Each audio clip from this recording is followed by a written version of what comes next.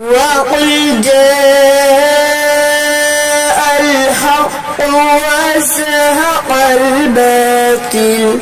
إِنَّ الْبَاطِلَ كَانَ زَهُوقًا۔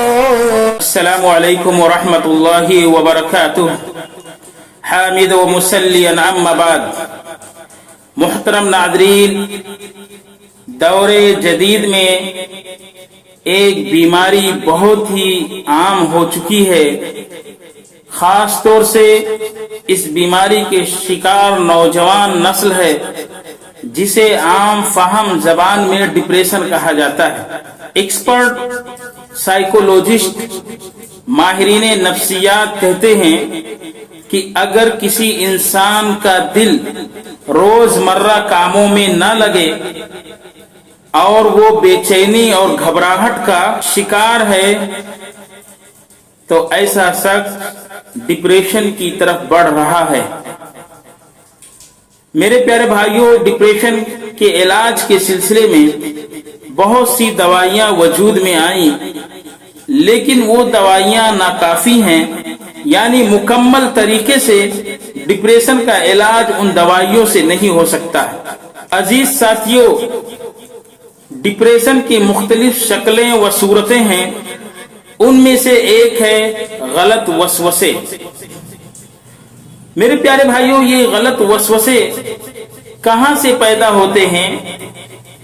تو جب ہم قرآن اور حدیث کا مطالعہ کرتے ہیں تو پتہ چلتا ہے کہ یہ 3 جگہوں سے غلط وسوسے آتے ہیں۔ ایک تو خود اس کا نفس جنریٹ کرتا ہے، خود اس کے نفس میں غلط خیالات پیدا ہوتے ہیں۔ دوسرا یہ کہ شیطان اس کے نفس میں غلط وسوسے ڈال دیتا ہے، اور تیسرا یہ کہ جو اس کا ساتھی ہے وہ اس کے نفس میں غلط خیالات اور وسوسے ڈالتے ہیں۔ غلط وسوسے کیا ہیں؟ میرے پیارے بھائیوں، میں غلط وسوسوں کو ایک مثال سے سمجھاتا ہوں۔ مثال کے طور پر کوئی انسان چل رہا ہے، پھر اس کے نفس میں یہ غلط خیال پیدا ہوتے ہیں کہ شاید میرے پیچھے کوئی ہے، پھر وہ پلٹ کر کے دیکھتا ہے تو اس کے پیچھے کوئی نہیں، یا اس کے بعد میں وہ اس وہم میں ہے کہ لگتا ہے مجھے کوئی آواز دے رہا ہے، پھر وہ ادھر ادھر دیکھتا ہے کوئی نہیں ہے۔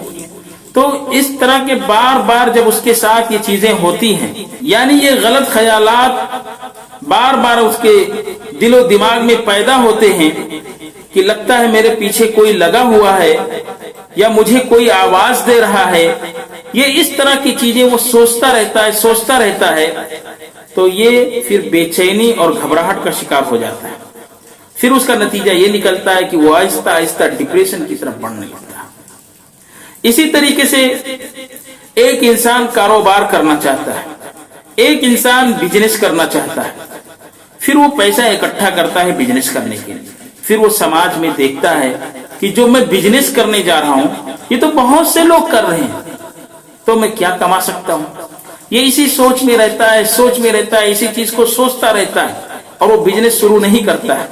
ناکامیابی کو سوچتا رہتا ہے کہ میں کیسے کامیاب ہو سکتا ہوں، لیکن اسے یہ بات ذہن نشی کر لینا چاہیے کہ ناکامیابی یہ کامیابی کی پہلی سیڑھی ہے۔ اب وہ اسی سوچ میں رہتا ہے کہ میں کیسے یہ کاروبار کر سکتا ہوں، بہت سے لوگ یہ کام دھندا کر رہے ہیں، پھر وہ آہستہ آہستہ گھر پہ بیٹھ جاتا ہے،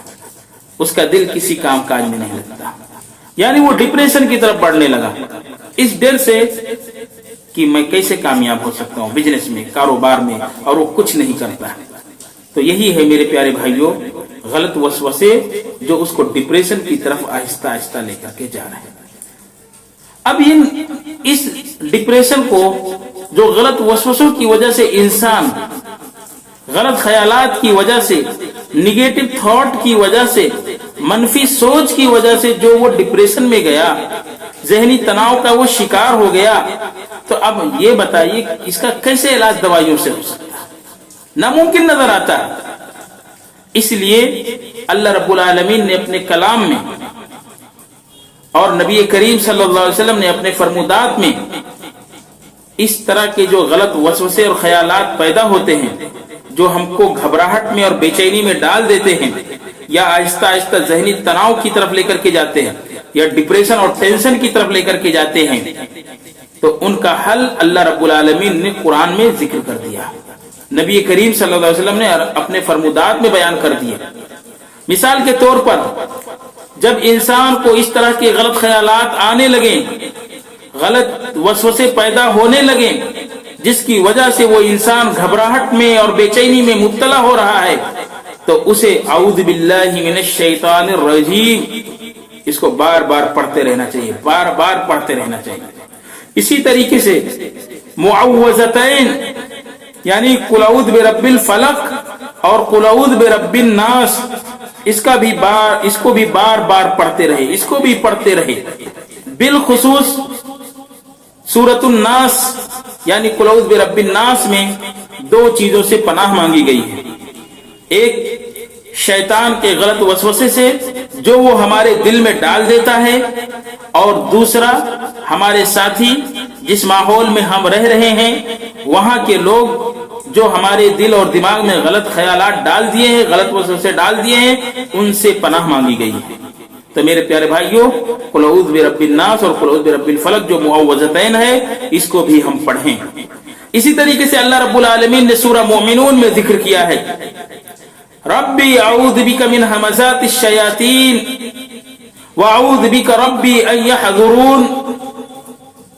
اے میرے پاک پروردگار عالم، میں تیرے ذریعہ سے شیطان کے غلط وسوسوں سے،